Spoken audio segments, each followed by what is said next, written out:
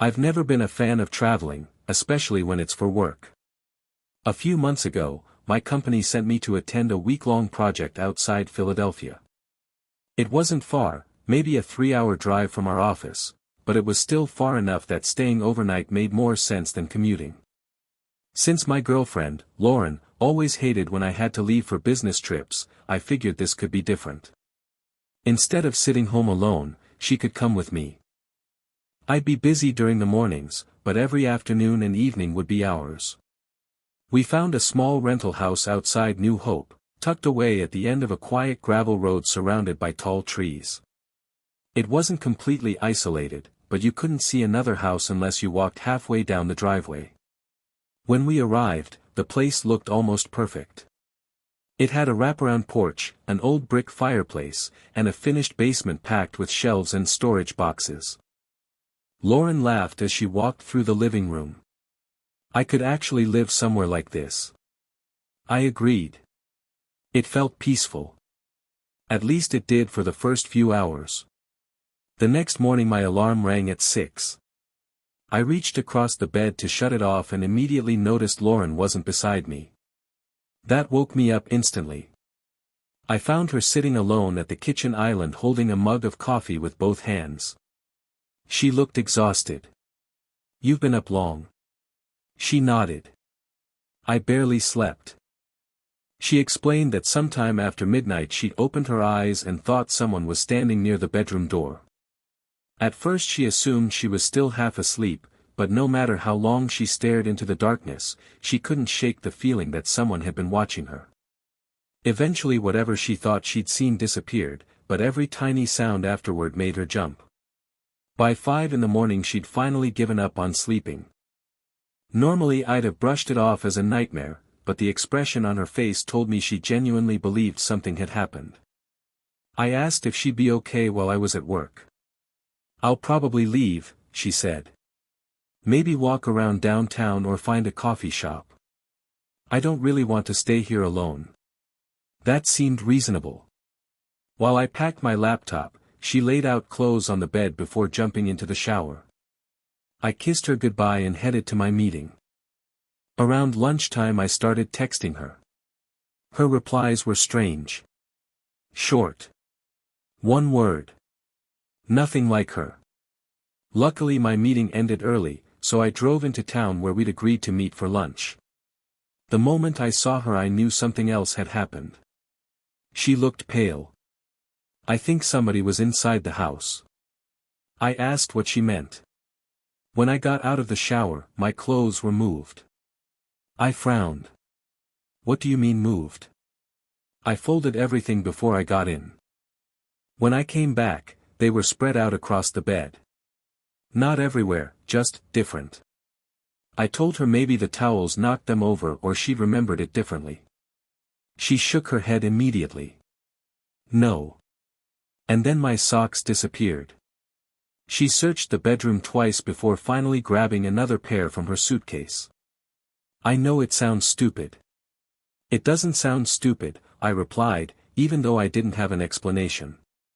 The rest of the afternoon was surprisingly normal. We wandered through New Hope, grabbed cheesesteaks at a local diner, walked along the river, and for a while it almost felt like Lauren had relaxed. By dinner she was smiling again. I honestly thought the weirdness had passed. Then sometime after 2 in the morning she grabbed my arm so hard it startled me awake. "Listen." I stayed perfectly still. At first I heard nothing. Then a slow creak. Another. It sounded exactly like footsteps somewhere else in the house. Not loud. Not rushing. Just someone casually walking across old wooden floors. Lauren whispered, "Please don't leave." I wanted to stay beside her.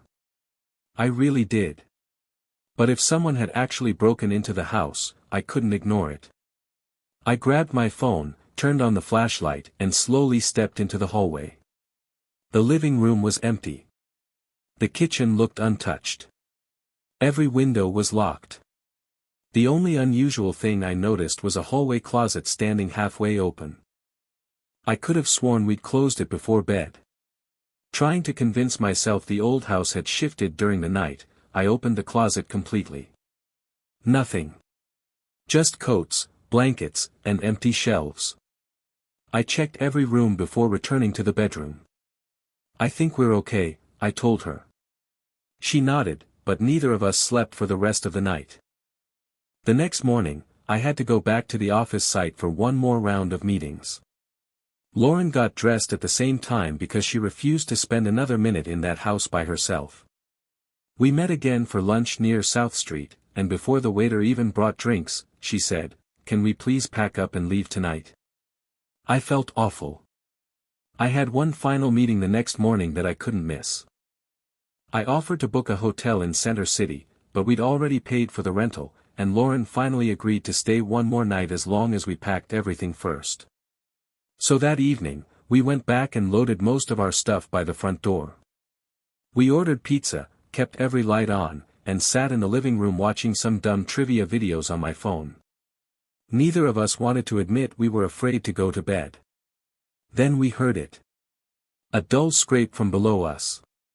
The basement. Lauren's face went completely blank.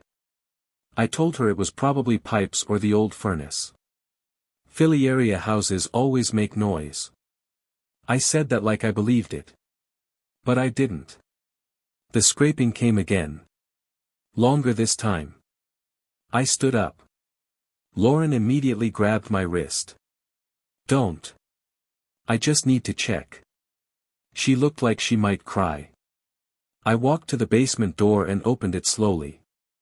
The air coming up smelled damp and metallic, like old pennies and wet concrete. The basement light flickered on after I pulled the chain. Most of the room was storage. Plastic tubs. Cardboard boxes. A broken chair. Old holiday decorations. Nothing moved. I took a few steps down. Then a few more. At the bottom, I swept my phone light across the far wall. That's when I saw him. A man was standing in the back corner beside a stack of moving boxes. He wore a faded Phillies cap pulled low over his face. For one insane second, my brain tried to make him into a coat rack or a shadow or anything else. Then he blinked. I don't remember deciding to run. I just remember being back upstairs, slamming the basement door and yelling for Lauren to get outside. She didn't ask questions. She grabbed her purse and ran. I threw 2 bags onto the porch and told her to start the car. Then, like an idiot, I went back for the last bag and our chargers. When I reached the bedroom, I heard the basement door creak open behind me. I froze. The hallway closet, the same one from the night before, was now cracked open too. Not all the way. Just enough. I didn't look inside. I grabbed the bag, sprinted past both doors, and nearly fell down the porch steps getting outside. Lauren was already in the driver's seat shaking. I threw the bag into the back, jumped in, and told her to drive. We didn't stop until we hit a Wawa parking lot 20 minutes away. I called the rental host from there and told him there was a man hiding in his basement. He sounded annoyed more than concerned. He kept saying things like, "Are you sure?" and sometimes guests mistake maintenance access for something else. Maintenance access. At 3 in the morning. Inside a locked rental house. I hung up before I started screaming. The worst part is that I know Lauren saw him the first night. He wasn't a dream. He had been moving around that house while we slept. He had gone through her clothes. He had opened the closet. And for 2 nights, he had been close enough to hear us whispering in bed. I don't know what he wanted. I don't know how long he had been there. I don't know if the rental owner ever even checked. What I do know is that I haven't stayed in a private rental since. Hotels can be creepy too, sure. But at least in a hotel, when you hear someone walking around at night, you can tell yourself they're supposed to be there. I actually enjoy traveling when it's for something personal. Work trips are one thing, but vacations feel different. A couple of summers ago, I started dating a woman named Megan, and after a few months we decided to take our first trip together. Neither of us wanted to fly, so we booked a long weekend in Cape May, New Jersey. It was close enough to drive from Philadelphia, but far enough to feel like we had escaped the city. The hotel sat right on the beach. Private balconies. A heated pool. A hot tub surrounded by palm trees that somehow survived the Jersey winters. Everything about the place looked perfect. The first 2 days were exactly what we hoped for. We slept late, spent hours on the beach, ate seafood every night, and walked the boardwalk until almost midnight. Nothing strange happened. Until our third night. After dinner we wandered back toward the pool carrying a bottle of bourbon we'd bought earlier that afternoon. The outdoor hot tub was still open, and surprisingly nobody else was using it. The area around it was enclosed by thick landscaping, large hedges, decorative grasses, and small trees. It felt private. Too private. We'd been sitting there maybe 20 minutes when I noticed movement behind the bushes. At first I assumed it was another guest walking by. Then I realized whoever it was had stopped. They were crouching. Watching us. I stood up immediately. Hey! The figure disappeared before I could climb out of the water. By the time my feet hit the pavement, all I caught was someone in a dark hoodie hurrying around the corner toward another section of the property. Megan called after me. Leave it. But curiosity got the better of me. I rounded the corner less than 5 seconds later. Nobody. Just an empty walkway leading toward the guest buildings. I searched for another minute before giving up. When I came back, neither of us really wanted to stay in the hot tub anymore. The mood had completely changed. We wrapped ourselves in towels and started walking back to our room. The path crossed a patch of dunes covered in beach grass before reaching our building. Halfway there we heard something moving inside the brush. Normally you hear birds or raccoons around there. This sounded heavier. Deliberate. Crunch. Crunch. Crunch. Megan grabbed my arm. Did you hear that? Before I answered, another sound came from inside the grass. It wasn't an animal. It sounded almost like someone humming with their mouth closed. Low. Steady. Almost vibrating. Every hair on my arm stood up. I stared into the darkness but couldn't see anything except the wind moving the tall grass. Then whatever was in there moved away. Fast. The sound disappeared deeper into the dunes. We didn't wait around. The second we got inside our room I locked every door and pulled the curtains shut. Neither of us talked much before bed.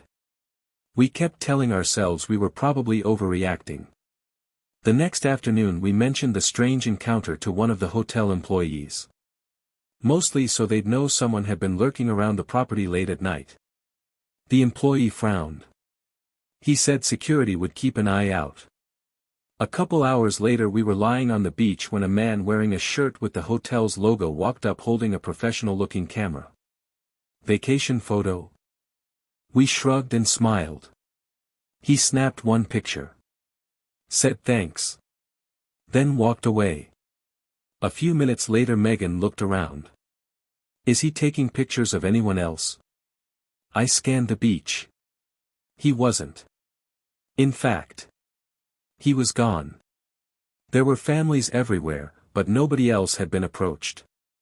It seemed odd, but we forgot about it after a while. Or at least we tried to. That night we packed because we had an early drive back to Philadelphia the following morning. We had dinner on the boardwalk, bought some saltwater taffy for the ride home, and went back to the room before 11. We were exhausted. I don't remember falling asleep. What I do remember is waking up sometime in the middle of the night. The room was completely dark except for the moonlight coming through the sliding glass door that led to the balcony. At first I thought something outside had woken me. Then I heard it again. Beep. A soft electronic chirp. A sound that immediately reminded me of a camera focusing. I stayed perfectly still. A few seconds later. Click. Another faint beep. This time I sat straight up. Standing just beyond the balcony screen was a silhouette. Someone was facing directly toward our room. I couldn't make out a face. Only a person holding something chest-high. I shouted without even thinking. "Hey!" The figure spun around and sprinted across the balcony before disappearing down the emergency stairs. Megan jumped awake. What happened? There was somebody outside. I slid the balcony door shut, locked it, and immediately called the front desk. Within 10 minutes 2 security guards arrived. I explained everything. The man hiding near the hot tub. The strange noises in the dunes. The fake hotel photographer. Now someone standing outside our room with what sounded like a camera. One of the guards exchanged a look with the other. Then he said something that made my stomach drop. "We don't have photographers working overnight." "So the guy on the beach?" He slowly shook his head. "No." That was enough for me. I demanded another room immediately. Thankfully the hotel moved us to one near the lobby where there were cameras, brighter lights, and employees walking around all night. Neither of us slept much after that. Around 6 in the morning we checked out. While I was signing the paperwork, the hotel manager asked us to wait a moment. He disappeared into a back office and returned carrying a tablet. We reviewed some of yesterday's security footage. He showed us several clips. There he was. The same man from the beach. Same dark hoodie. Same baseball cap. Same camera hanging around his neck. He wandered around the property for hours. Sometimes he'd disappear behind buildings. Sometimes he'd stand near walkways pretending to be looking at his phone. Then the manager opened another clip. It showed him taking pictures of us on the beach. Only us. Nobody else. Another clip showed him lingering outside our building long after midnight. The cameras lost him before he reached our balcony. The manager apologized repeatedly. They had already contacted local police, but nobody had identified him. We couldn't stay any longer because we needed to get back home. The entire drive back across the bridge was quiet. Every rest stop we pulled into, I caught myself checking mirrors and scanning parking lots. I never saw him again. A few weeks later I called the hotel to ask whether they had caught whoever it was. They hadn't. No updates. No arrest. Nothing. Megan and I eventually went our separate ways for completely unrelated reasons, but every now and then one of us will text the other after seeing some creepy travel story online. Almost every conversation ends the same way. I still wonder what that guy wanted. Honestly. I'm just glad we never found out. Last year I finally had enough vacation time saved up to drive back home and visit my parents. I live just outside Philadelphia now, but my family still lives in western New York, so it's a pretty long drive. My parents are both retired, and since my dad's knee surgery, they don't travel much anymore. I decided not to tell them I was coming. The plan was simple. Drive through the night. Show up at breakfast. The only person who knew was my younger sister, just in case something happened on the road. Normally I hate driving after dark, but the highways are usually empty overnight, and I figured I'd make much better time.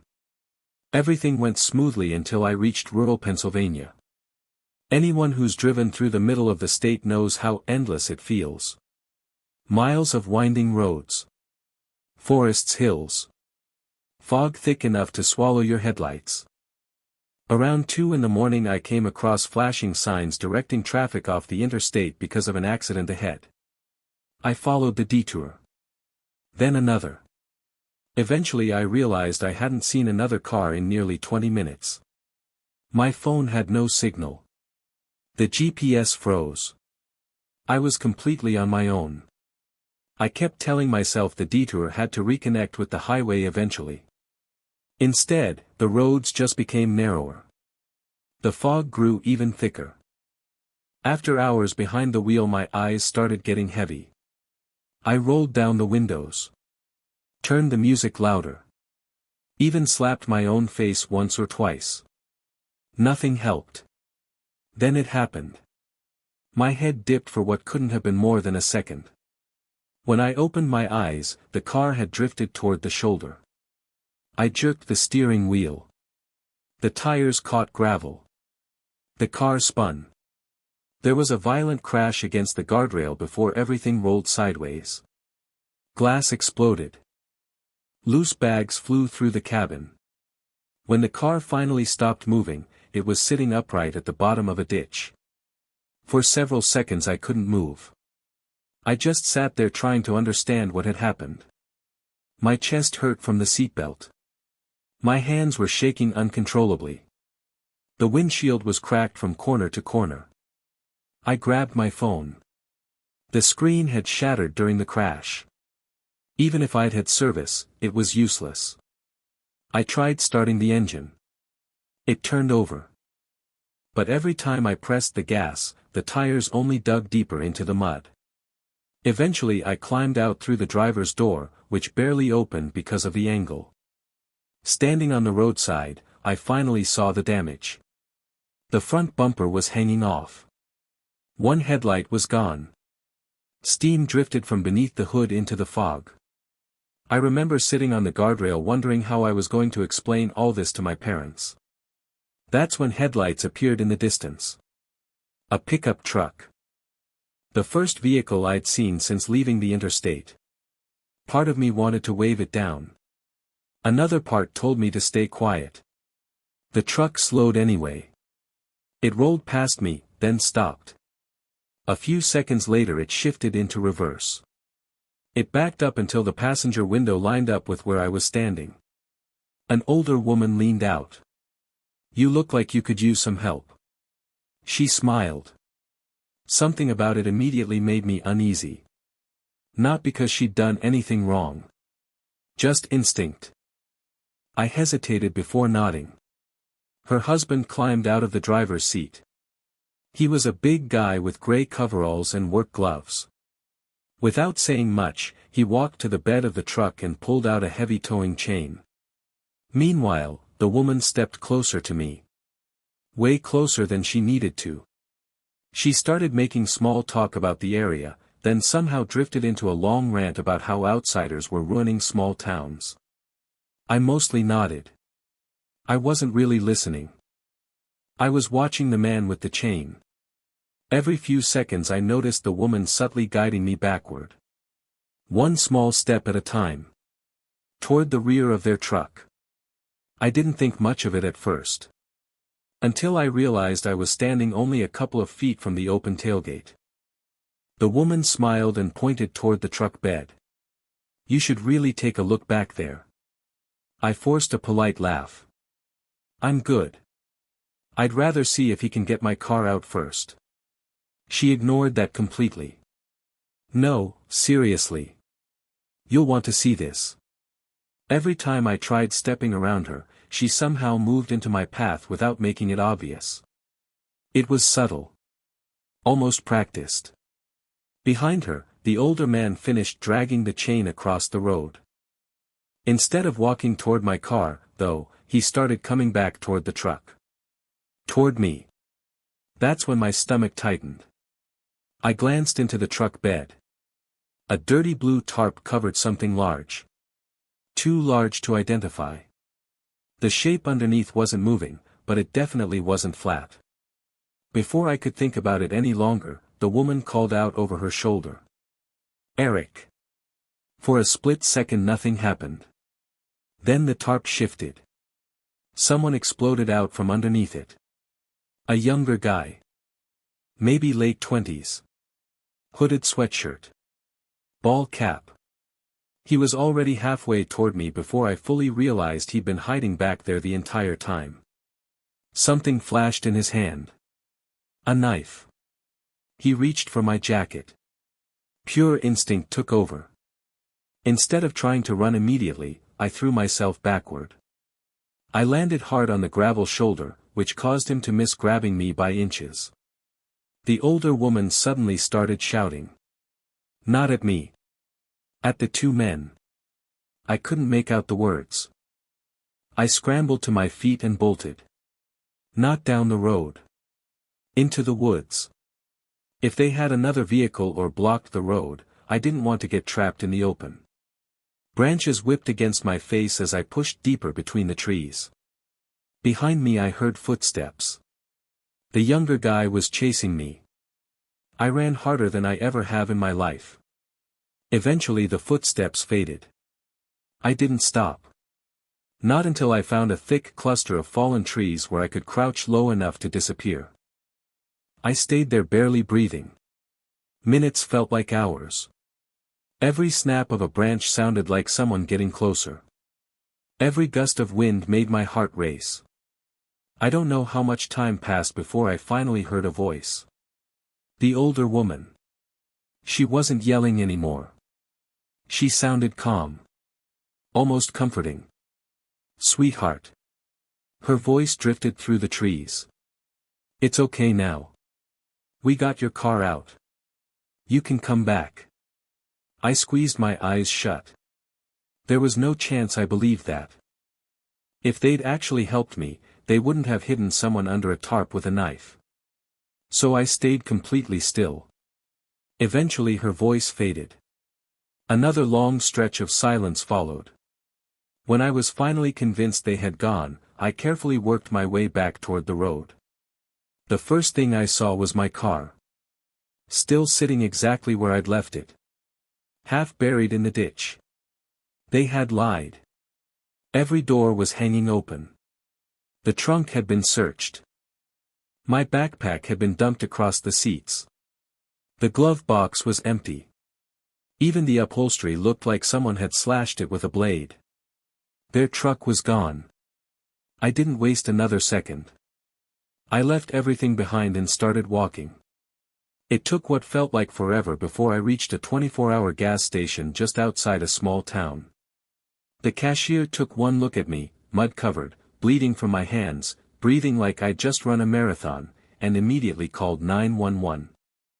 State police arrived a short time later.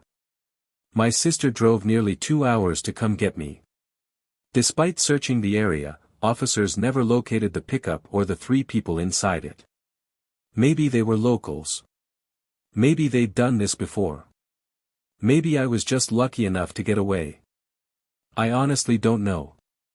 What I do know is this. I'll never drive through rural Pennsylvania alone in the middle of the night again. And if a stranger ever tells me to look in the back of their truck, I'm getting as far away as possible. People usually picture beaches when they think about vacations. Warm weather. Ocean views. A chance to disconnect from work for a while. That's exactly what my girlfriend, Rachel, and I wanted.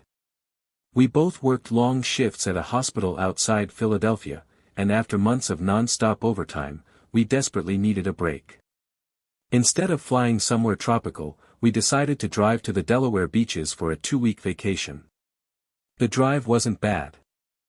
We stopped in a few small towns along the way, took our time, and by the second afternoon we were checking into a beautiful oceanfront resort. The place was incredible. Our balcony overlooked the water. The beach was only a minute away. For nearly 2 weeks, everything went exactly as planned. Until our final night. The beach was almost empty. The moon reflected brightly across the Atlantic, making the shoreline glow silver. Rachel and I spread out a large blanket near the water and just lay there listening to the waves. What she didn't know was that I had an engagement ring hidden in my jacket pocket. I'd been carrying it around all day, waiting for the perfect moment. I started saying all the cheesy things I'd been rehearsing in my head for weeks. She smiled. Then suddenly, she stopped listening. Her eyes drifted past my shoulder. I laughed. You're not even paying attention anymore. She didn't smile back. There are 2 people standing over there. I turned around. About 30 yards away stood a man and a woman. Neither of them was doing anything obvious. They were simply standing. Facing us. At first I assumed they were just another couple enjoying the beach. Then they started walking directly toward us. Neither of them said a word. The woman looked to be somewhere in her late 20s. Long dark curly hair. Bare feet. A loose white cover-up over her swimsuit. The man beside her was taller with long hair tied into a bun and an oversized plaid shirt hanging open despite the warm weather. When they reached us, they stopped much closer than any normal stranger would. They simply stared. Both smiling. Rachel finally broke the silence. "Can we help you?" The woman tilted her head slightly. "You two make such a beautiful couple." Her voice was soft. Almost gentle. "Thanks," Rachel answered. "We're actually trying to enjoy a quiet evening." The woman never stopped smiling. Instead she calmly replied, "I don't think so." The man beside her still hadn't spoken. He hadn't even blinked. He just stood there smiling as if he already knew something we didn't. Before I could say anything else, footsteps approached from behind them. Another couple. A younger man and woman. They walked straight over and joined the first two. Now there were 4 strangers surrounding us. The second woman smiled at the first. "Oh. You found another couple." Something about the way she said it made my stomach twist. Nobody on a normal beach behaves like this. Nobody stands over complete strangers in the middle of the night smiling without saying why they're there. Rachel stood up first. "I think it's time for all of you to leave." None of them moved. Instead they took one tiny step closer. Then another. One of the women's toes actually touched the edge of our blanket. I finally stood up between Rachel and the 4 strangers. "I'm serious. You need to back away." For the first time, all 4 of them laughed. Not loudly. Not naturally. Just enough to make the silence afterward feel even worse. Then, without warning, one of the men lunged at me. The first punch caught me completely off guard. I stumbled backward into the sand before I even realized what had happened. The second man jumped in almost immediately. Between the two of them, I barely had time to protect my face. Rachel screamed. I heard her trying to pull one of them away, but one of the women shoved her hard enough that she fell beside our blanket. The 2 women didn't help. They just stood there laughing. Not hysterically. Not loudly. Just quiet, emotionless laughter that somehow made everything even worse. One of the guys grabbed my shirt and hauled me halfway to my feet before slamming me back onto the sand. The impact knocked the air out of my lungs. As I struggled to breathe, I noticed the taller man reaching inside the oversized flannel shirt he was wearing. His hand disappeared into an inner pocket. Immediately my mind jumped to the worst possible conclusion. Knife. Gun. Something. I knew if he pulled out a weapon, we weren't walking away. Everything happened in a blur after that. One of the women was standing so close that her ankle was only inches from my leg. Without thinking, I kicked as hard as I could. She lost her balance and stumbled sideways into the second woman. For 1 second. Just one. Every one of them looked away from me. That was enough. I grabbed Rachel's hand. "Run." We sprinted across the beach without looking back. The sand made every step feel twice as hard. My ribs hurt. Blood was running down the side of my face. Rachel kept asking if I was okay. I couldn't answer. I just kept pulling her toward the lights of the resort. When we finally reached the hotel entrance, we rushed inside and locked ourselves in our room. Neither of us spoke for several minutes. We turned off every light. Closed every curtain. Checked the balcony door 3 separate times. Only then did we finally sit down. Looking back now, I know we should have called the police immediately. At the time, though, all we wanted was for those people not to know where we were staying. We barely slept. Before sunrise we packed everything we owned. The original plan had been to spend one more full day at the beach before driving home. Instead, we checked out as soon as the front desk opened. Even while loading the car, I couldn't stop looking over my shoulder. Every stranger felt suspicious. Every passing couple made my heart race. As we pulled out of the parking lot, we reached the corner where the sidewalk met the boardwalk. Rachel suddenly grabbed my arm. There. Standing on the corner were the same two women. They hadn't noticed us yet. For a second I thought maybe we'd get away without them seeing us. Then our car rolled closer. Both women turned at exactly the same time. Their faces lit up with those same unsettling smiles. One of them slowly lifted her hand and waved. Not angrily. Not sarcastically. Almost friendly. Like we were old friends leaving after a pleasant visit. I didn't wave back. I stepped on the gas and kept driving until the hotel disappeared in the rearview mirror. About an hour later Rachel called the resort and explained everything that had happened. The manager apologized and promised to review security footage and notify local police if necessary. We never heard anything after that. Maybe those people were caught. Maybe they simply found another beach. I honestly have no idea. What I do know is that I never proposed that night. The ring stayed in my pocket all the way back to Philadelphia. A few months later, when both of us had finally stopped replaying that night in our heads, I asked Rachel to marry me during a quiet dinner with our families. Thankfully, that memory replaced the one from the beach. But every time someone tells me that the scariest vacation stories involve ghosts or haunted hotels, I just shake my head.